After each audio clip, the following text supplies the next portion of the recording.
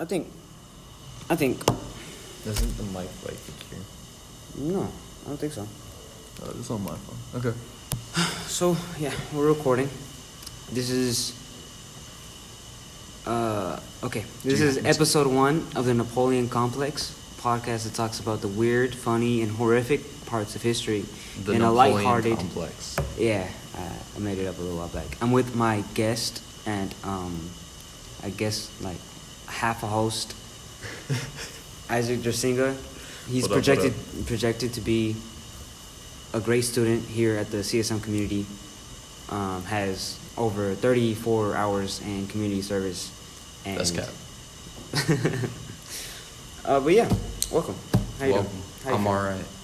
This chemistry class is pretty nice temperature, so I think we're feeling good. I'm hot right now. I'm actually hot. I had to take off my blazer. As a person who never takes off his blazer in like any class for anything. Yeah, it's laying on my bag right now. Yeah. But yeah, so we have 4 stories.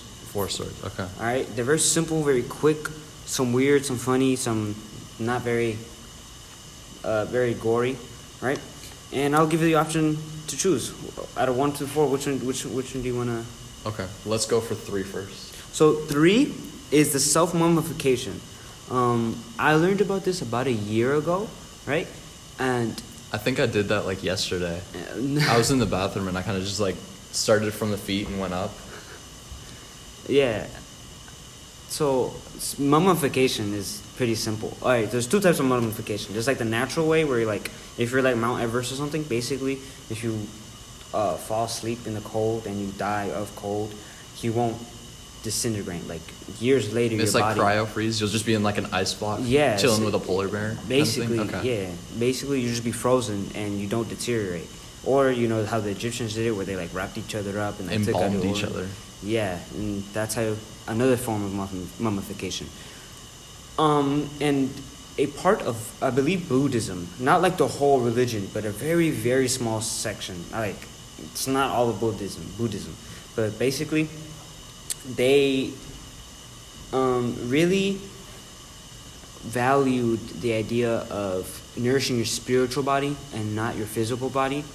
And so they found this way that if they ate, like, I think it was like tree bark and like water, or not even a lot of water, like a bowl about yay big of just leaves and tree bark once a like week, and just meditated every single day for like 100 days, they'd be skinny enough to like fragile enough to self-preserve themselves. So they like ate salad and chilled under a tree for 100 days. Yeah, 100 days. They were just kind of chilling there with their salad, they're just like vegans, but like they didn't eat a lot. You know, vegans eat like at least 3 meals a day. They don't eat a meal a month. Did they do like the Egyptian like hooking your brain out through your nose kind of thing, or were they more chill? No, they kept the organs inside. They had 2 main parts. There was one part that like disinfected your entire like insides, like. I think the eating of tree bark and like. Dang, they had antibiotics and stuff. It's like all natural. It's 100% natural. It's all it is. It just cleans out your entire just like me. Bacteria, and Okay. then they like showered and or like they applied some sort of thing to their skin. How they wanted to be clean and they took a shower. Yeah, basically. I could have told them that. And it evaporated all their bacteria, and it just kept bacteria from eating at them ever. Which is like the ultimate form of soap. Welcome to Buddhism. We have revolutionary technology. Showers with soap. So they were just kind of like chilling with their salad. So when you say like self-mummification, do you mean that would they like wrap themselves, or did they just kind of like lay under a tree, die, and just be like preserved there? It was a little more complex because that's the first part. You have to actually do a lot of training for it, and you have to meditate for hundreds and hundreds and hundreds of days. I never knew dying was so hard. Yeah, and then they were put into a small casket where the only position you can be in is like in a meditative state. Right? Oh, I thought you were gonna say the fetal position, but that makes more sense. Yeah. And they like bury you under like a well, right? And then you have like this little tube from your little box to the surface so you can breathe.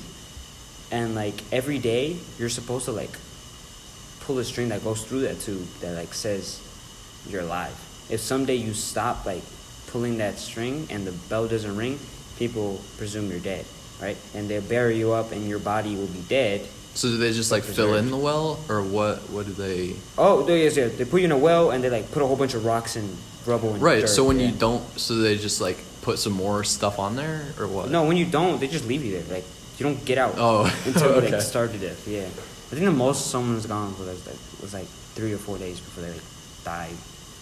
Eventually, they were already in pretty like weak condition, but yeah. They're already just basically dead. They were just now in the ground and not dead, and then they Yeah. died.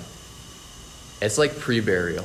The crazy part about it is that after this, they dig you up, they see your body, and they like put it as like a shrine, all right? And they're like, and you're. Doesn't that kind of smell though? I don't know. I've never seen it, because this is like 200, 300, 400 years ago, and only like I think 7 cases of this successfully going well. Like it Wow. successfully happened 7 times throughout the entire I heard history. like kind of a similar thing in there was a certain war in like Southeast Asia, and there were like internment camps. They weren't like super intense, but they were like labor camps. And the way that I read a book about it, and there was like these people. There was a certain group of people where they like buried someone, but they had like a bamboo stick to breathe through, and then like at the night they like unburied the person, and then they like left.